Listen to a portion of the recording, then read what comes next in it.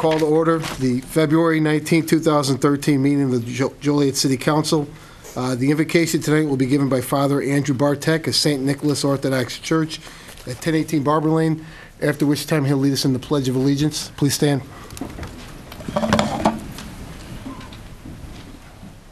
Let us pray.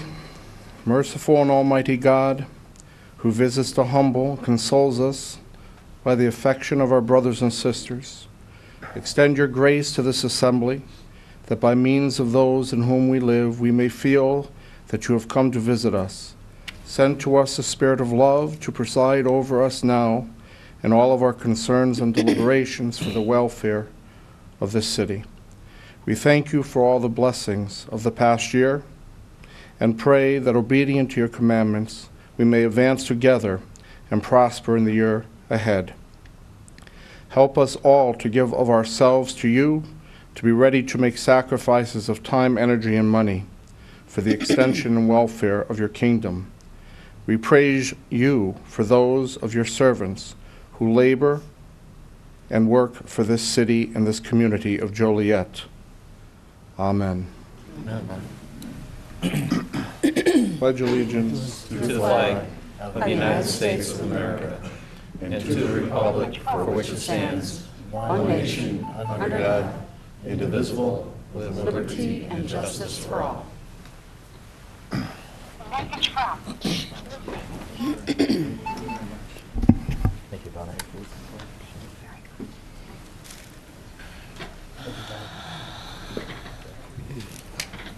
Thanks, Donna. Oops. There we go. So much appreciated.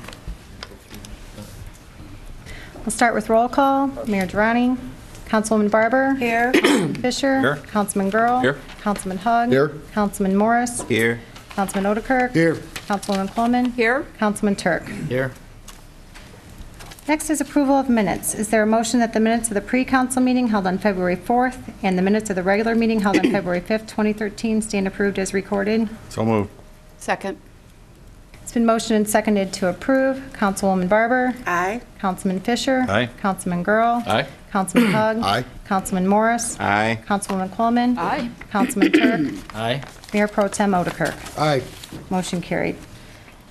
We did have a request to move up the proclamation this evening. We have a proclamation honoring the Will Grundy Medical Clinic's 25th anniversary. Executive Director J.D. Ross and Board Chairperson Dr. Henry Vicioso are present to accept the proclamation.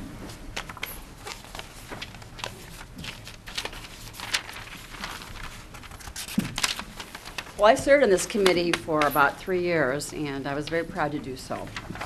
So I'm happy that I get to read this to you. Whereas in the 1980s, the Will Grundy Medical Society saw the need to create an organized system to provide health care to those without insurance or the ability to pay for treatment. The Medical Society and a group of Will County and Grundy County community leaders conceived the idea of a free clinic. And then the Will Grundy Medical Clinic was officially organized and chartered in 1987. It opened its doors in March of 1998 to 88, I'm sorry. I'm dealing with a little, sorry, to provide health care to uninsured and underserved residents in the two-county area.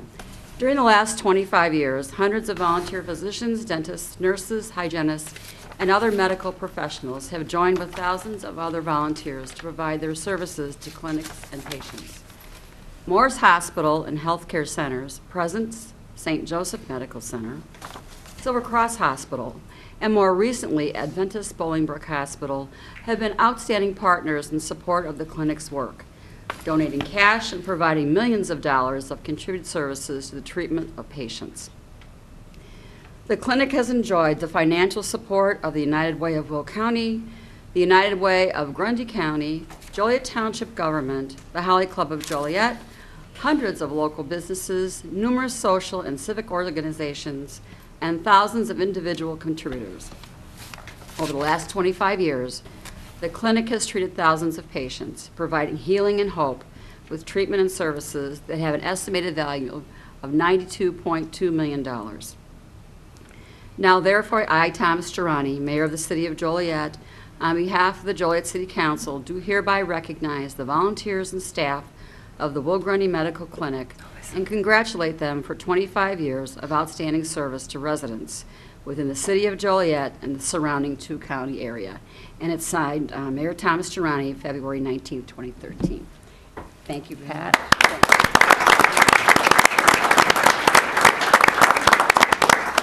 Obviously, I am not Dr. Henry Vicioso. My name is Pat Perrier, and I'm second vice president at the Will Grundy Medical Clinic and also secretary and general volunteer. I've been a member of the clinic board for going on 13 years now.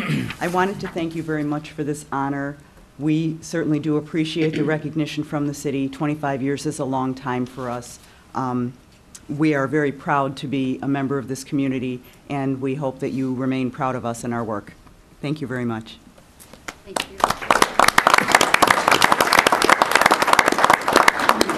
And I might add, they're having a 25th anniversary fundraiser, and the date is? March 13th. March 13th, so I hope you can make it, and we'll celebrate. Thank you. Our website has ticket information, and you can always call us. There you go.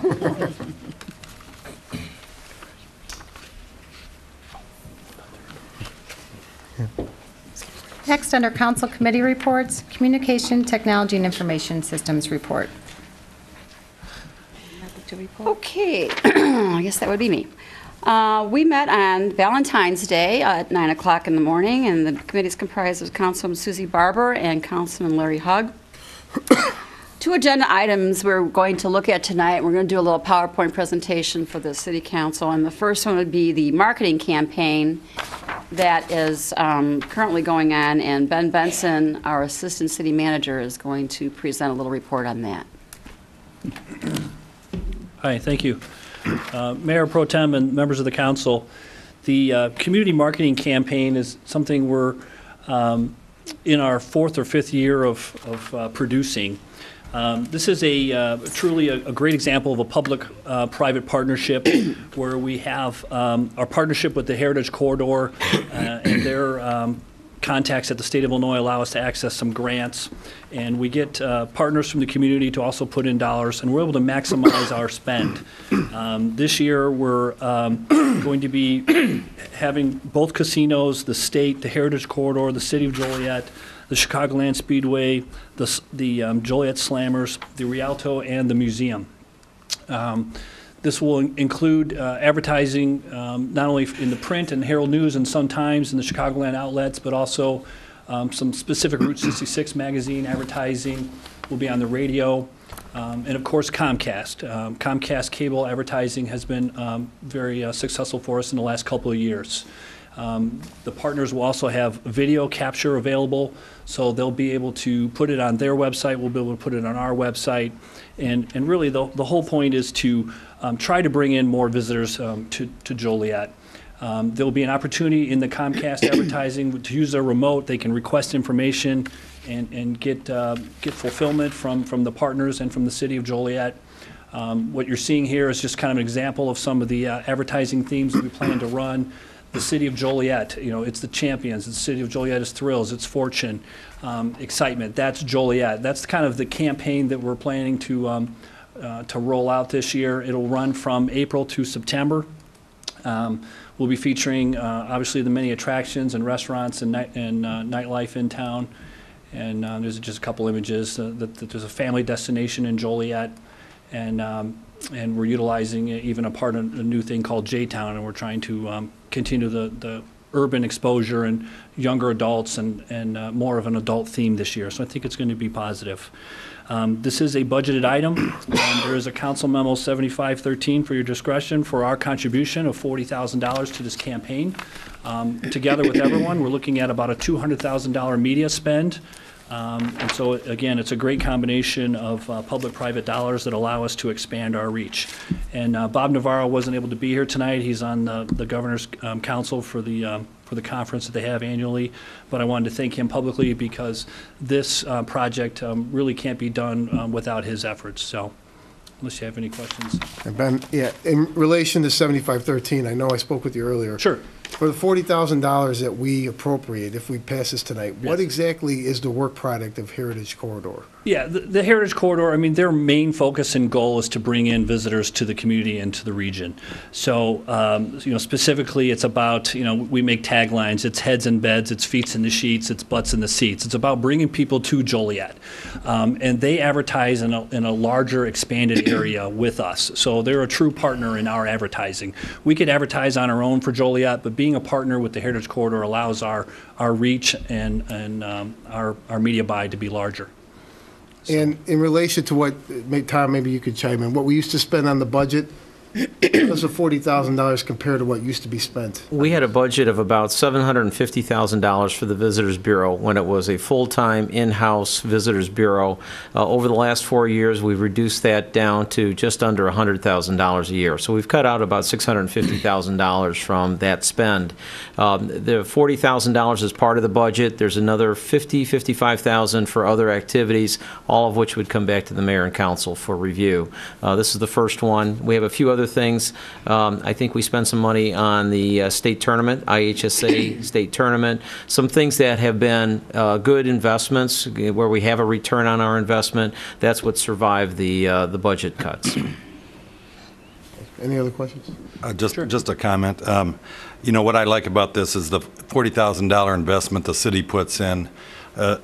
What I read on the memo, we have leveraged $160,000 of other commitments, for the total of $200,000. So I think that leverage and that value that you bring by being partners with others it's a great thing for our community. I've admired this campaign for the last several years and what it does bring to our community, whether it be the museum, the slammers, downtown restaurants or restaurants in general in the area of the Rialto and so on. I think it's well worth the money, and also by leveraging that $160,000, I think you did a nice job. Thank you. Thanks, Ben. And next on the agenda is our new GPS tracking system, and Mike Ulitz is going to come and give you a little presentation on that as well. Thank you. Mayor Pro Tem, members of the council, thank you very much for the opportunity. We, about a little over a month ago, we implemented our GPS tracking in our snowplow trucks and our street sweepers.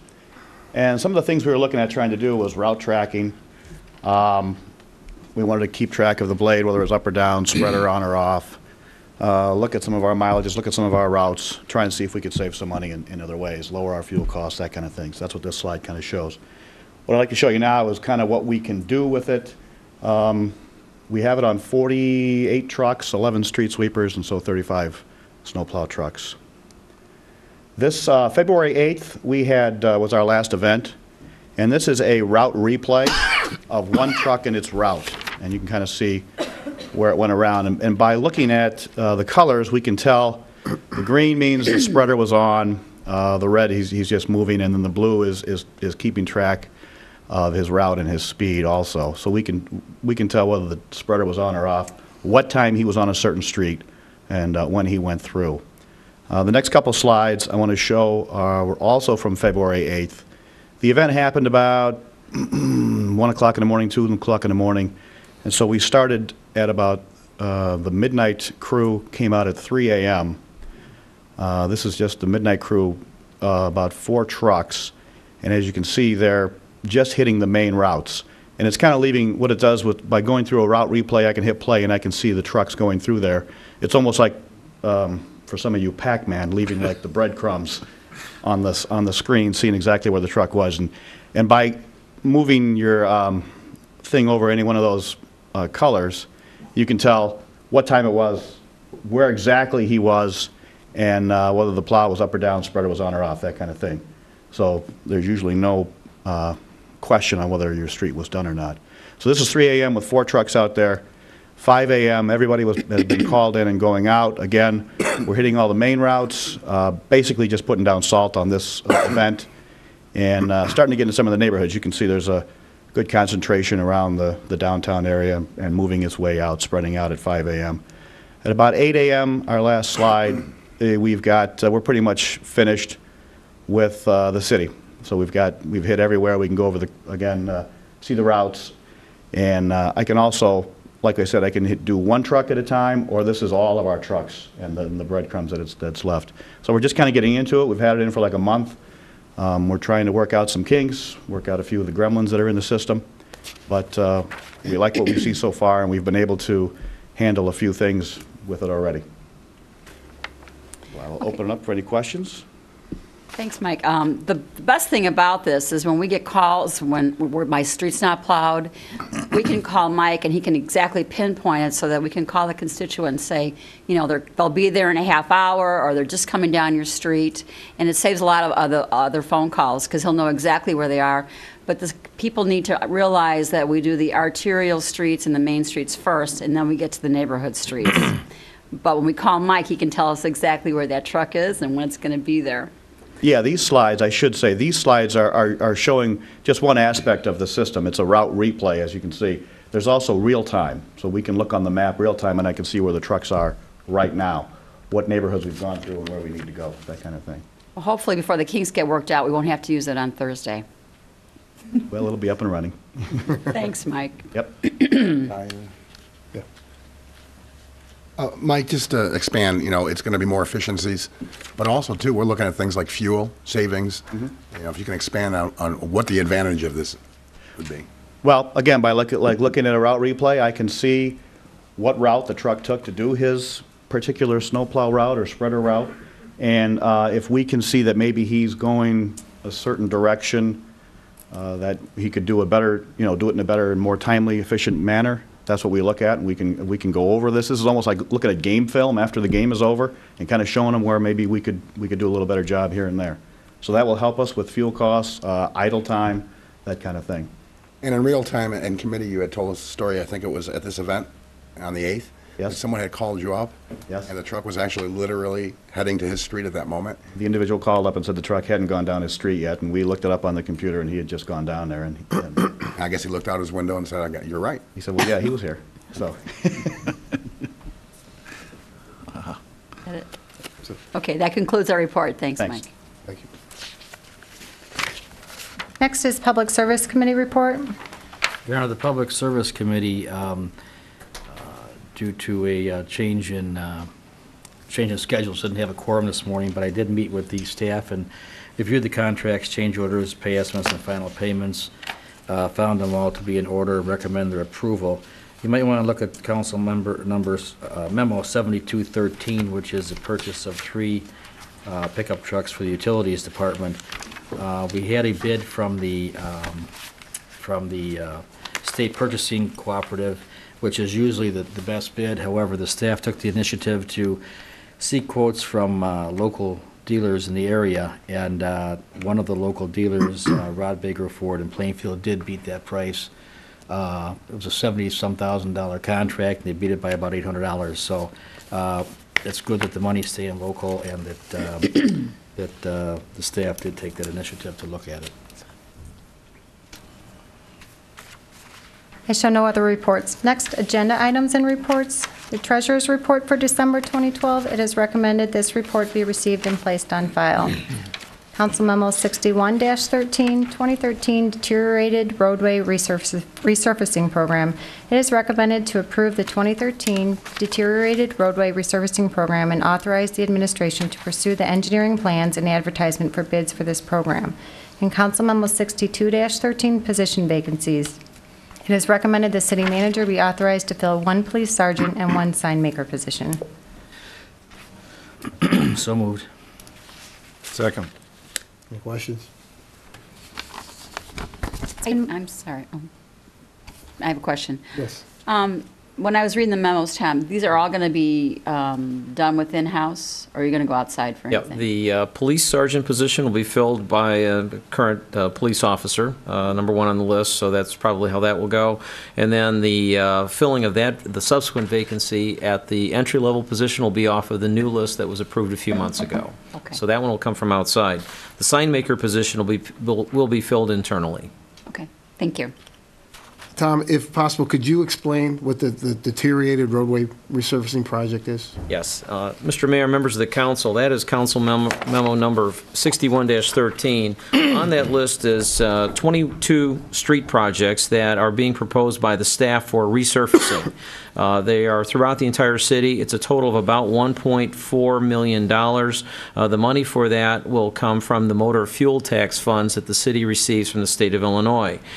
These are basically some streets that were probably new in new subdivisions going back about 20 years ago, and now they need resurfacing. Some are older streets that are seeing a second or third resurfacing. So we're recommending that we move forward with this. I believe it was reviewed in detail at the Public Service Committee meeting. It was, Tom. That's another thing I forgot to point out. These are some of the worst streets in the city that were being taken a look at first. The $1.4 million is in the budget. The hope is that our bids come in under budget, which has been the pattern so far. And if that is the case, then there'll be a second round in August with the next phase for the streets. One of the worst streets on the program here is Desplain Street between Marion and McDonough, and that's right here by the viaduct, right outside City Hall. And so it's great to see that on there too. Thank you. It's been motioned and seconded to approve. Councilman Fisher? Aye. Councilman Girl? Aye. Councilman Hugg? Aye. Councilman Morris? Aye. Councilwoman Coleman? Aye. Councilman Turk? Aye. Councilwoman Barber? Aye. Mayor Pro Tem Motorkirk? Aye. Motion carried. Under ordinances and resolutions, Council Memo 63-13, an ordinance approving a vacation of a 756 square foot portion of Chase Avenue east of 815 Chase Avenue. It is recommended said ordinance be adopted. So moved. Second. Any questions? Krista? Councilman Girl? Aye. Councilman Hugg? Aye. Councilman Morris? Aye. Councilwoman Coleman? Aye. Councilman Turk? Aye. Councilwoman Barber? Aye. Councilman Fisher? Aye. Mayor Pro Tem Motorkirk? Aye. Motion carried.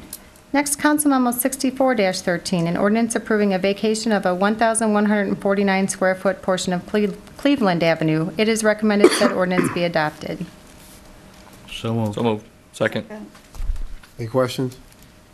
It's been motioned and seconded to approve. Councilman Hugg? Aye. Councilman Morris? Aye. Councilwoman Coleman? Aye. Councilman Turk? Aye. Councilwoman Barber? Aye. Councilman Fisher? Aye. Councilman Girl? Aye. Mayor Pro Tem Motorkirk? Aye.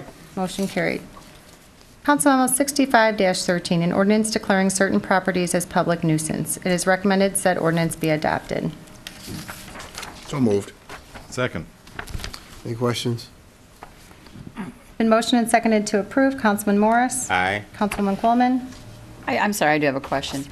I know we do this in the past, but recently, there's been so many of these homes. Are we contacting these owners, and are we finding them at all, or what are we doing here? Yes, for this to get to your stage, it's gone through a series of notices, personal contact, as much as we possibly can do with the owners of the property.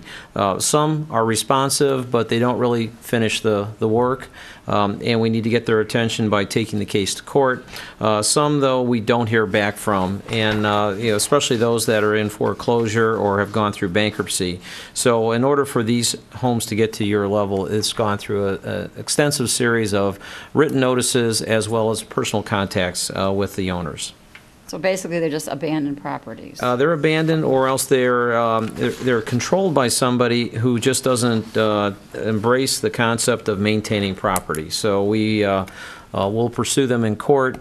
We have had several come before you over the last couple of meetings, but we have encouraged the staff to move forward because it's important to maintain the properties.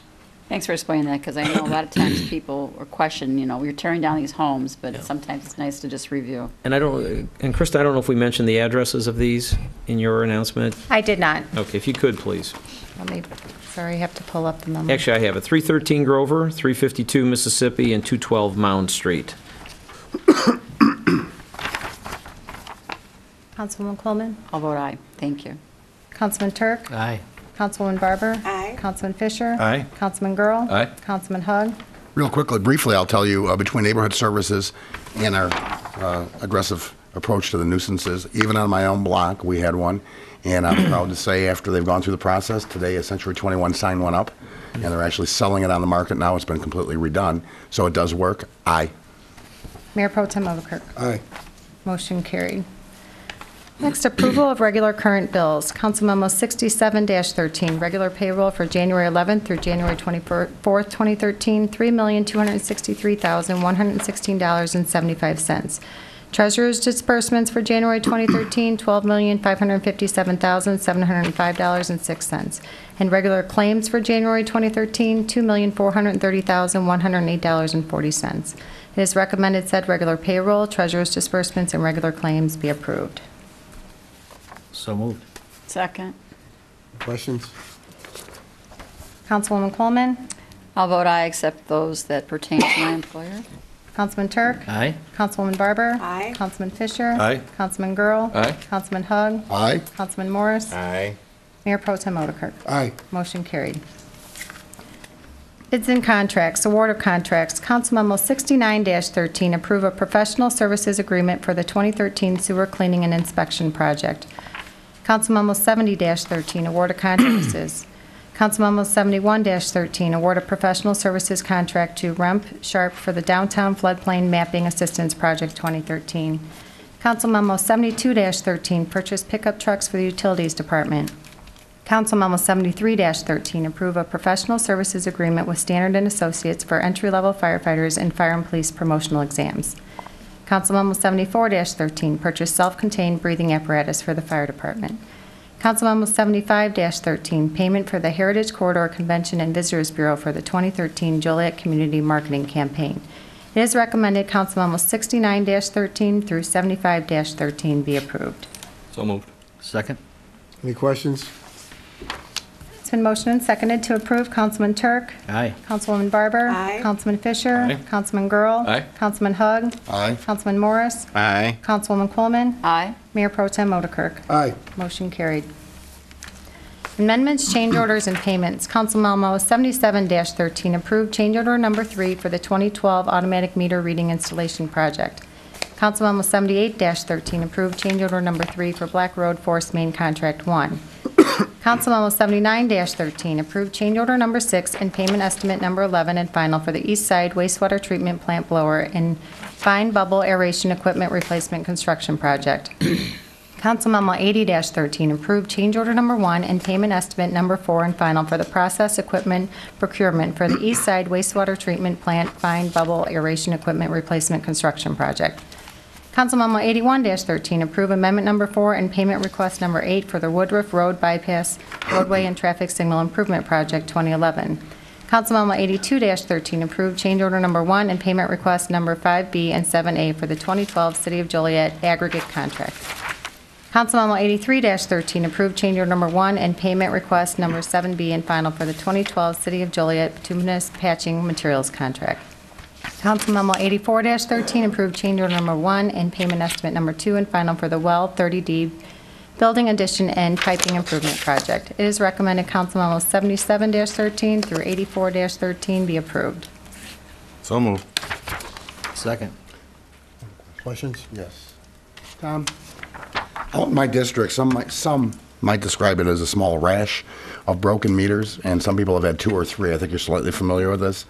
Are we making headway on that? Because these folks are concerned, and it has actually set some of them back on their bills to where they've gotten the $1,000 or $800, $600 bill. Can you give us an update on that for the Yes. benefit of the... Actually, what happened in the 2 cases that got some publicity, there was a link between the meter that's on the inside and the meter that's on the outside that was not working. So what happened for about a year, that particular property owner was receiving a bill showing no consumption of water. So that person was only paying for garbage service and then the standard fees. So what was once a $70 or $80 or $90 bill had dropped down to $35 a month for about a year, year and a half. We didn't hear from the owner on that. Usually when things drop like that, we usually don't hear from people.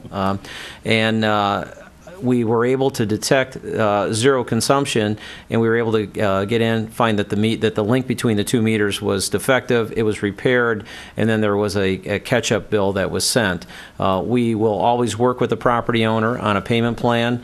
We won't charge penalties and things like that if there's a defect in the system.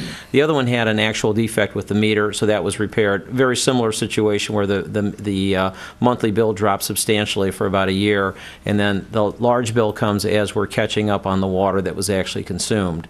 So there are a few that have had that happen. It's a very small percentage. It's less than 1%. And when we send the bill out in that amount, we usually get a quick phone call from the property owner, and we'll certainly work with them on that. So that's what happened with the 2 particular calls that you had received. I just wanted to make sure, and I'm confident we already are, but in these particular harder economic times, some of these folks are being told 25% up front to start the payment, and some of them can't make that $100, $150, $250 additional payment. Are we working with them on that? Can they come to and discreetly come to the City Hall and get a little bit different structure that's more affordable? Yes, actually the customer service representatives that usually will answer the first call have a certain level of authority that they have to go on a payment plan. Anything beyond that, if we drop below a certain level, whether it's 25%, needs to be signed off by either Lisa Heglin, Rachel Mayer, or myself. So the 3 of us will work together, and we've been very generous in making sure that we don't create any hardships, but obviously we are looking for people to pay for water that they've actually consumed. They are not being overcharged, though, for something that they didn't consume. Okay. Any other questions? Okay, it's been motioned and seconded to approve. Councilwoman Barber? Aye. Councilman Fisher? Aye. Councilman Girl? Aye. Councilman Hugg? Aye. Councilman Morris? Aye. Councilwoman Coleman? Aye. Councilman Turk? Aye. Mayor Pro Tem Odekirk? Aye. Motion carried. The proclamation was previously presented. Next will be citizens to be heard. Robert Iufus Webb did call earlier to say he would be unable to make it today. Next is Alicia Morales regarding the detention center.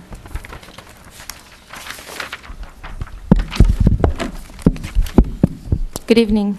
My name is Alicia Morales. I live at 645 Francis Street. I understand I have 3 minutes, correct? Yep. Okay. So I'm going to speed this up. I have 2 issues that I'd like to bring up. One of them is the detention center. First, I would like to ask all of you, our elected officials, if anyone has really taken the time to conduct a thorough business plan outlining the short-term as well as the long-term economic impact for this for-profit prison, what impact this will have on small businesses and residents alike. We don't want another repeat of what happened before with our water park. And I understand Mr. Thanis at one point said that we needed to have an academic conversation. So that's what we'd like to have. I believe that's why most of the community is here today as well. In case you haven't had the opportunity to do so, one of our local bankers, Mr. David Velasquez, did an investigation. He did a research, and I'd like to share some of the information that he compiled based on the Census Bureau, based on the Center for Economic Development, and based on the Department of Labor. The estimated Joliet population, according to the 2011, it was 148,402 residents in the city of Joliet. Hispanic population from 2010 census is about 41,255 people. The retail sales per capita in '07, and this is very conservative, is $13,868 of what we spend, whether you're documented or undocumented. The reality is people are here and they're spending money and they're working. If half of the Hispanic population, half of the 41,255, hypothetically was undocumented, that would be about 20,627 people. And if all of those 20,627 people, if you take their retail sales per capita and you multiply it, you would have $286 million loss. I know you're looking at a $64 million contract from Immigration and Customs Enforcement, and you're looking at 200 jobs that won't pay $20 an hour. But I need you to consider those numbers as well, and we can sit down to discuss these figures.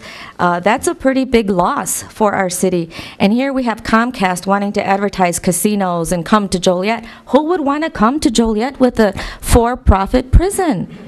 I don't understand. I'm going to transition into my second topic that I wanted to discuss today. On behalf of the residents of Joliet and Will County, I would also like to respectfully request that Mayor Durante, here you are, Mayor Durante, City Manager Thanos, and Police Chief Mike Trafton, please hold a serious discussion and offer some formal training to our police officers. I know they have very tough jobs, and they're doing the best they can, and we want to believe that they're here to serve and protect. However, many of our residents, particularly people of color, we feel that we are being harassed, taunted, and even bullied. And these officers need some cultural diversity training. With these new laws that are coming in and people getting driver's license legally now, they're not recognizing what that means and still are arresting people like this young man that I have here. People like him next to me are being harassed for no valid reason. Officers are criminalizing innocent people, and then they marginalize them to the point that they cannot reach their full human potential after they've been marginalized. That means after they get in the system, okay? They know what that means. This young man has no criminal record whatsoever. He was arrested last night for improper lane usage, obstructing identification when he gave a valid driver's license that he just got 8 weeks ago, less than 8 weeks ago. As a result of the DREAM Act, and the officer obviously was unaware of these driver's licenses. His car was impounded. He's got to pay $500. He shouldn't have to be going, we should not have to be going through these things. The officer searched his vehicle twice with no search warrant. He was not read his Miranda rights. We feel that at sometimes, not everybody, but there are some officers out there that are excessively abusing their authority. If you could please, can you share any thoughts or comments on A, the detention center and where you're at with it, and 2, if you can make a commitment to speak with our local law enforcement so that we can work together and so that we can trust our police officers and feel that we are safe, because right now many people do not feel that we are safe. Any thoughts, please? Mr. Mayor, members of the council, if this gentleman could give Chief Trafton his name, we'd be happy to look into the incident that occurred last night. We have an appointment at 9 a.m. with Chief Trafton. Thank you. That sounds like we're a step ahead of everybody, so thank you very much. Any thoughts? Next, Father Peter Jankowski regarding the detention center.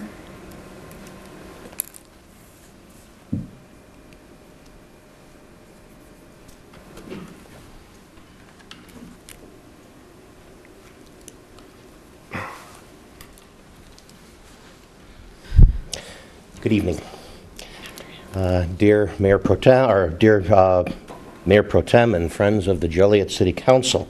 You know my name is Father Pete Jankowski. I've been here before. I've done prayers for you to start off these council meetings. I also happen to represent a community whose population is about 40% in the St. Pat's neighborhood that happen to be Hispanic. Father Ray Lesher asked me to speak last month to all of you because he wanted us to talk about our opposition to the Joliet Detention Center that you're considering to have here in the city. Father Lesher told me that when he spoke last month, or last time, that possibly someone may have said that he was possibly ignorant about the Joliet City's position on this issue, and that, you know, to be honest with you, I'm probably no smarter than Father Ray Lesher. I'm a country boy. I'm an old country hick. I'm the kind of person that comes out to do the job that God has asked me to do, to take care of a group of people who are seeking God's love. I'm told that the mayor of our city in the newspaper commended Mr. Thanos for his work, and I think Mr. Thanos did very good work in what he was supposed to do. His job was to find revenues for the city of Joliet, and his job is to talk about getting jobs in the city. And I think from that perspective, from Mr. Thanos talking about how can we help our pocketbooks, I think that's important. However, my responsibility, the responsibility of the religious in the city, is not just to look at the pocketbook, but to look at the heart and the soul of the people who live here. The 1/3 of the Hispanics who make up this city who have very little to no representation on this council itself. I don't have the wisdom of many in the church. I'm not the smartest, I'm not the sharpest crayon in the box, you might say. But in the country we have a saying concerning the detention center. And the saying goes like this: you can dress up a pig, but it's still a pig. And this pig is called racism. This is racism of the worst kind. It's like saying that slavery is okay, or it's like saying internment camps are okay. We're saying that detention centers are okay. In the course of my ministry with Hispanics over at St. Pat's, I've been resigned to the fact that I have to receive racial slants from people who toss out the comments like those people have taken over our neighborhood, and other comments that are against brotherly love and against love thy neighbor. In a community that teaches above brotherly love and the equality of its members, I've come to realize that the phrase illegal alien or Joliet Detention Center has turned into nothing more than a code to slander people of our country with different colored skin. The same sentiment took place about 160 years ago during what was called the Manifest Destiny movement in this country, during a time of President Polk, when we wanted to move west in our country and we wanted to eradicate those who stood in our way. There was a time in this country when Mexicans lived in Texas and the country was pushing west, and they were pushing the people in Texas back down to Mexico. The 7th Vice President of the United States, John Calhoun, was asked why we didn't take Mexico over in the process while our country still had a chance. His response was the following: "We have never dreamt of incorporating into our union any but the Caucasian race, the free white race. To incorporate Mexico would be the very first instance of that kind, of incorporating an Indian race, for more than half the Mexicans are Indians, and the other are composed chiefly of mixed tribes. I protest against such a union of that. Ours, sir, is a government of the white race." Mind you, Texas was not allowed to join the union at that time because they still had slave plantations down in Texas, and the union did not want to admit another slave trading state into the union. We've made many sins in our past. We make many sins in our present. We've done it as a church, we've done it as a city, as a state, as a country, but we also learn that we learn from our mistakes. We learn from our mistakes so we don't do them again. At one point, this council had petitioned to make Joliet a top 100 city in this country.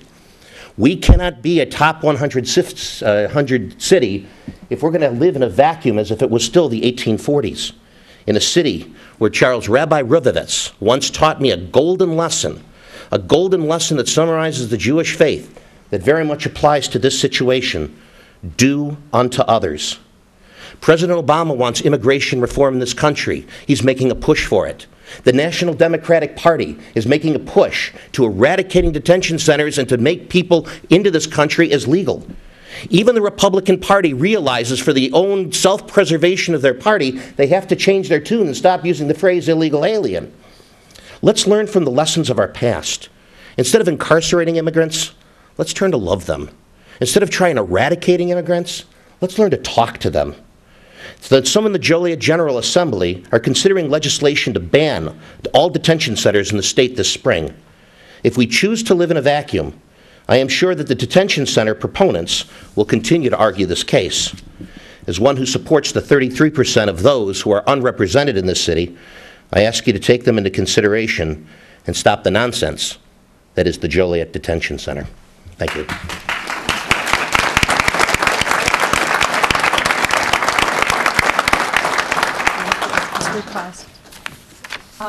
I'm Charlotte Drugan. I'm from the Universalist Unitarian Church of Joliet. I missed the deadline to speak. All I would like to do is explain this flyer that Krista put on. That's fine.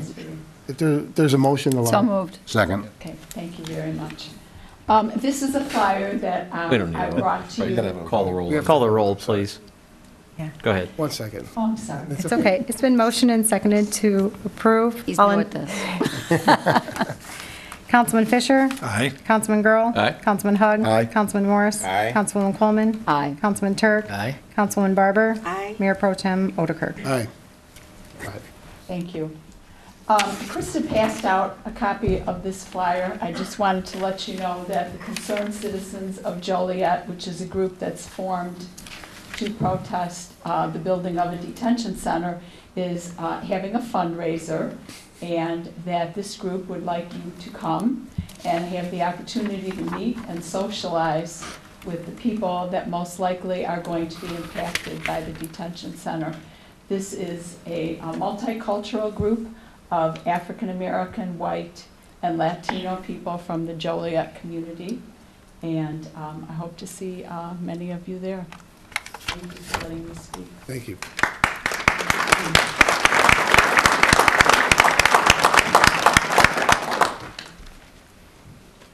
It's turned into free-for-all. I too did not make the deadline. In fact, I just kind of was inspired to talk today. My name is Glenn Gummas, and I'm a resident of Joliet, and I request permission to speak. I won't take 3 minutes. So move. Second. Councilman Girl? Aye. Councilman Hug? Aye. Councilman Morris? Aye. Councilwoman Coleman? Aye. Councilman Turk? Aye. Councilwoman Barber? Aye. Councilman Fisher? Aye. Mayor Pro Tem Odekirk? Aye. Motion carried. My purpose in being here today is I'm against the detention center, but also I just wanted to give you a gift for your consideration, and perhaps it's applicable to cultural diversity training. It's a very simple book. I'm sure you've read it when you were kids. It's called The Sneetches by Dr. Seuss. And it is about a group of people called Sneetches. They were star-bellied Sneetches who thought they were the top dogs in their community, and there were the plain-bellied Sneetches.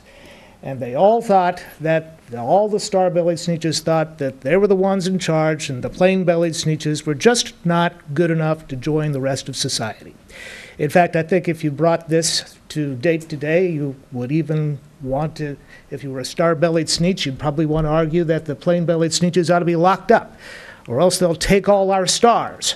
We're documented. They're undocumented. Well, the Sneetches all learned a lesson. And the lesson was simply that whether or not they had stars or no stars, they were all Sneetches. And they all eventually came around to learning the lesson rather painfully after losing all of their money to a fix-it-up guy who wanted to fix the problem for them, that all Sneetches were equal. And they began to exchange equal fairness and justice. So, with your permission, I'd like you to give this book.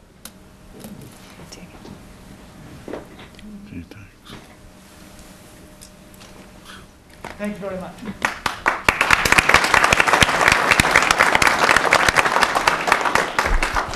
Hi, good afternoon or good evening. I wasn't able to go ahead and make the cut line, so I would like to go ahead and open the floor for motion so I could speak at least for 2 minutes. So moved. Second.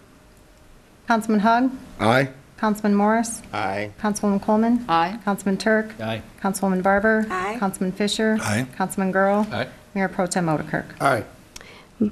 My name is Dama Calderon, and I'm a resident in Romeoville.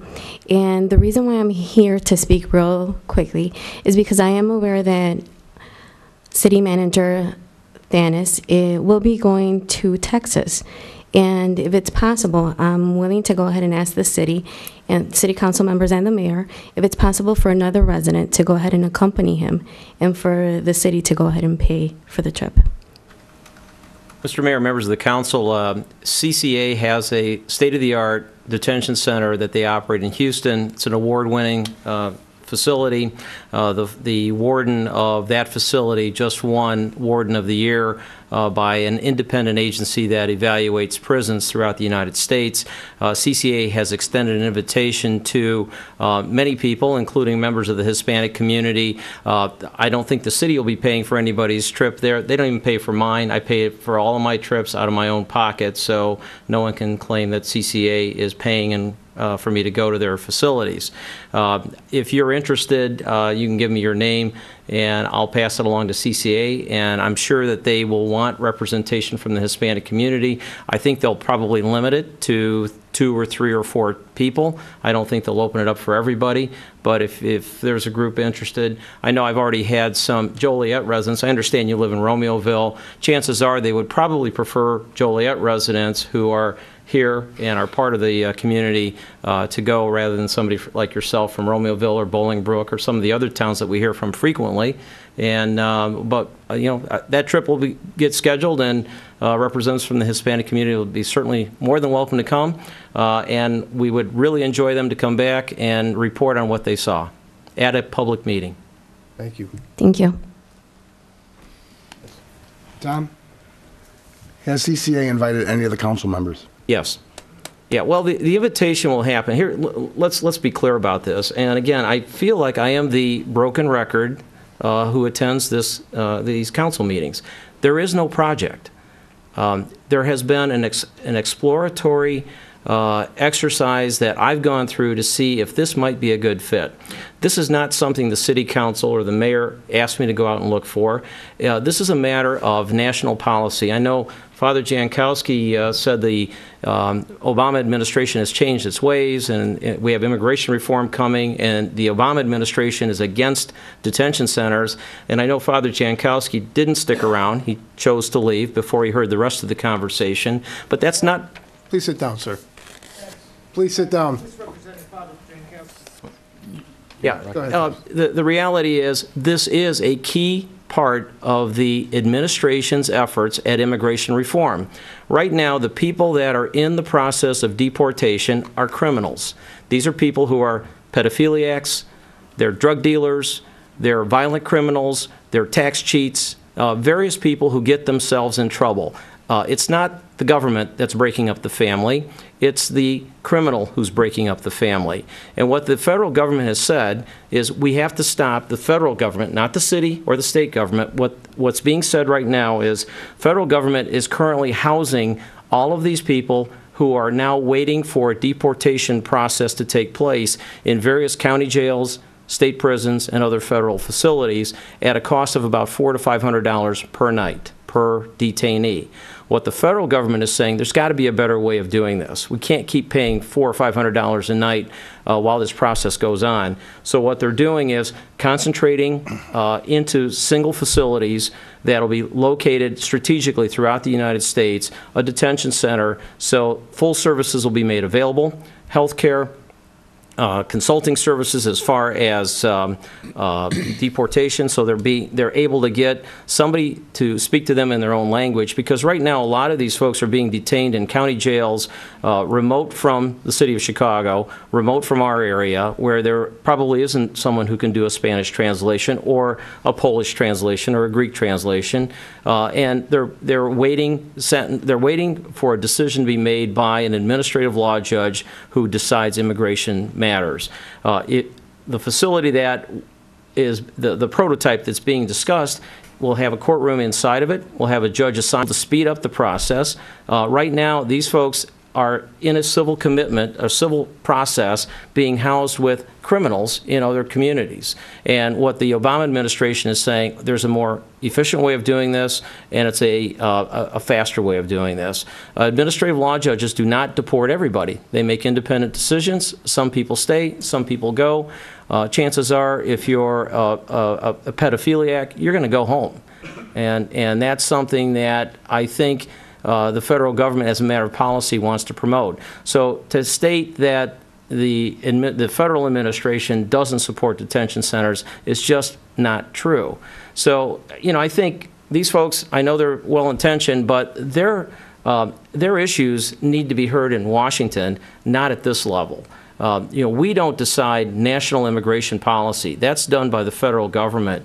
And I know that they're energized and they're excited and they're having fundraisers and they have signs and they've recruited the Catholic Church to come forward and take themselves away from their Crest Hill headquarters and come back to Joliet and tell us how to run things. But the reality is they need to go back to their federal legislators and have an honest discussion about immigration reform. We've been told by the Catholic Church that they're opposed to all deportation, including violent criminals. And I don't think that's what the people of our community, both Hispanic, African American, and Caucasian, are looking for. I think if you're a violent criminal and you've served your time and you're undocumented, I think we all agree that somebody like that should go back to their country of origin. And I think that's what the federal government is doing by looking at detention centers throughout the United States. So, it's something that I understand that everyone is very emotional about this issue, but the reality is, let's let it play out first. If we have a project, then we will open up the halls, we will open up City Hall, so everybody will have an opportunity to be heard and to speak. But right now, there's nothing in front of the City Council to decide. And until that happens, my recommendation will continue to be, this is an academic discussion we're having, but it's not one based in fact. We just don't have anything in front of us. Everything else that comes in the agenda packets to you, we have projects, we have contracts, we have things to do on this detention center. we don't have anything right now before the mayor and city council. So that's why I think their energy is better spent discussing this issue at the federal level with their representatives. And if they think that the Obama administration is wrong for pursuing detention centers, then they need to be heard in Washington and not Joliet. Tom, you made some great points. Ms. Morales, I, for one, as a member of the council, will speak out right now and tell you what he's saying is true. I don't have any more than you have from that side, if we want to call it that. And because of that, we've only got half the story, if you will say, and we're elected to do due diligence. So this is premature. I want calmer heads to prevail, and Mr. Thanis made a lot of good points. I did take slight offense at the sarcasm that came out, Tom, about Crest Hill and Joliet with the Catholic Church, and an apology is in order. And you know what, Larry, I'm not going to apologize, because I've had 5 Catholic priests come to the podium and lecture me, and the last one, Father Jankowski, talked about racism. If somebody's in favor of a detention center, that person's a racist. And I have to tell the Office of, I believe it's called Human Dignity of the Catholic Diocese, to look at its own religion and deal with some of the human dignity issues that have gone on in the Catholic Church for the last 30 years before they come to this city council chamber and lecture me about racism. That's my personal opinion. I'm not here on behalf of the city of Joliet on that topic. I'm not apologizing, though. I will apologize for the city on that.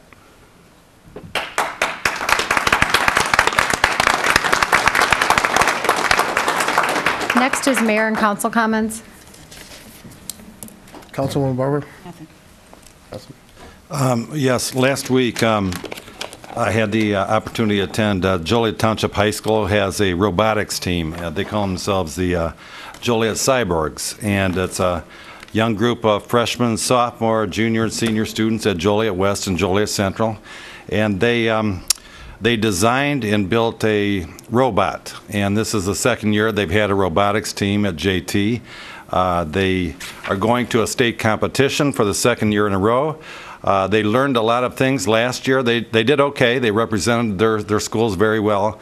But I can tell you that from the exhibition that they had last week, I think they're going to do a fantastic job at the state competition. And I want to really thank the teachers, the administrators, and the students, and our business community who has volunteered and stepped up to help the students and to help sponsor and help finance the design and construction of this robot that they're going to be in competition with. I think there was an article in the newspaper recently, but it was a very rewarding experience, and you know, the young people at JT and West and Central should be commended along with their teachers, and that's what I have. Thank you.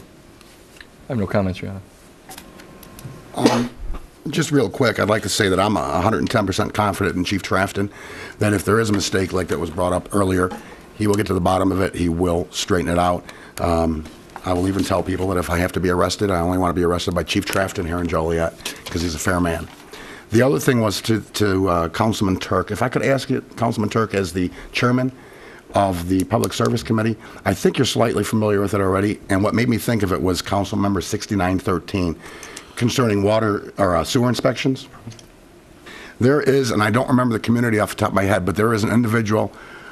There's other folks that are concerned. I have some sewer issues in my district. There's an individual who has brought forth, I don't know if he wants to be named right now at this meeting, but I think he wants to come to the Public Service Committee and bring forth an ordinance that's been very successful for going on nearly 18 or 20 years in a western community, where when houses are sold, the sewer inspection is done at that time, and any house that's found to be tapped, not separated, but tapped into the sanitary with, into the storm sewer with the sanitary, must remove that tap before they can move forward on, I guess they call it getting a stamp. Can we have the Public Service Committee communicate with this individual? And I think I've seen what you're talking about, and I've got a copy of it, and we're going to put it on our agenda for the next Public Service meeting. Thank you. That's all I have. I have none. No. Councilwoman Glenn? I have nothing. Councilman Turk? Nothing tonight. I would just wish Mayor Girani a safe trip home so he can sit here in 2 weeks. Briefly, Ms. Morales, I know this council hasn't spoken publicly at all, but I have met with many individuals here, with different groups regarding the issue. I did, as well as Councilman Hugg and Councilman Morris, attend the community meeting at Mount Carmel Church. So I haven't done the thorough business evaluation that you're asking for, but I do think if this issue ever is brought forward, that it will be vetted thoroughly, and I'm confident everyone on this council would take that vote seriously. So that's all I have. There's a motion to adjourn? So moved. Mr. Mayor, Pro Tem, members of the council, we do need a brief executive session for personnel and for collective bargaining. So moved. Second. It's been motioned and seconded to go into closed session. And pending litigation. Thank you. It's been motioned and seconded to go into closed session to discuss personnel, collective bargaining, land acquisition or conveyance, or pending or threatened litigation, after which meeting will be adjourned. Councilman Morris? Aye. Councilwoman Quillman? Aye. Councilman Turk? Aye. Councilwoman Barber? Aye. Councilman Fisher? Aye. Councilman Girl? Aye. Councilman Hugg? Aye. Mayor Pro Tem Odekirk? Aye. Meeting adjourned. If I put all this in here.